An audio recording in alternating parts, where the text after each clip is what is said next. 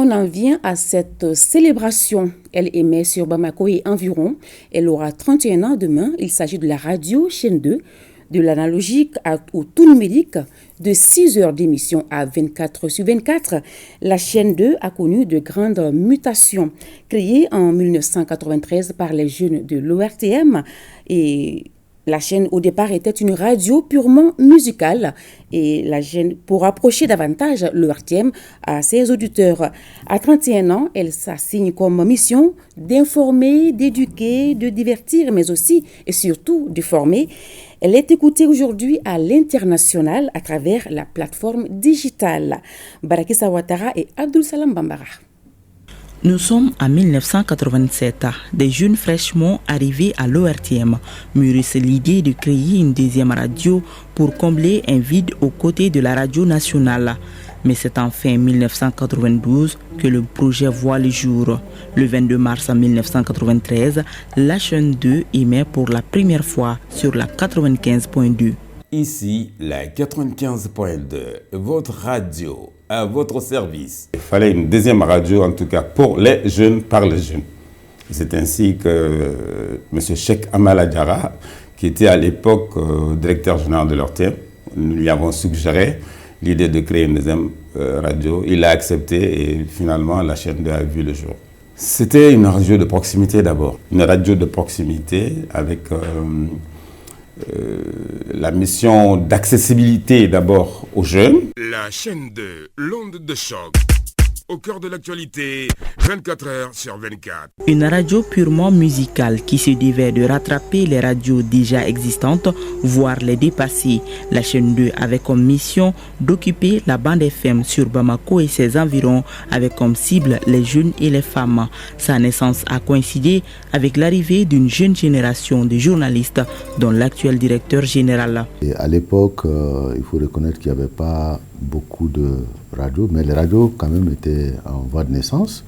Et je crois que les premières radios qu'on pouvait écouter sur la bande FM, c'était la radio Bamakan sur la fréquence 100.0. Il y avait également après la radio Liberté, et les autres radios sont venues. Et c'est dans ce contexte-là justement que la chaîne 2 en 1992 a vu le jour.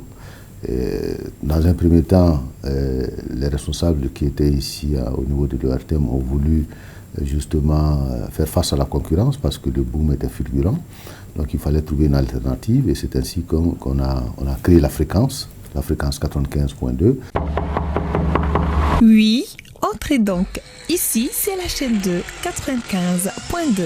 Du côté technique, c'était une console purement manuelle. Irie Sabo a été témoin de cette grande expérience médiatique.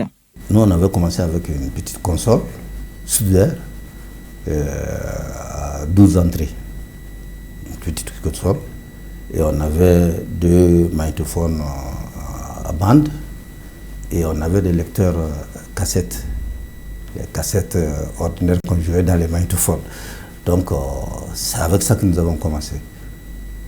Après, on a enlevé la petite console qu'on a remplacée par une console plus grande et plus performante. Donc, jusqu'en 1994. Et le développement a continué. Et actuellement, ils sont avec une console entièrement numérique. La chaîne 2 a fait son petit bonhomme de chemin et grandi en sagesse. De la console manuelle, la chaîne 2 est aujourd'hui au plus haut niveau technique avec la radio filmée. On suit un peu l'ère du temps.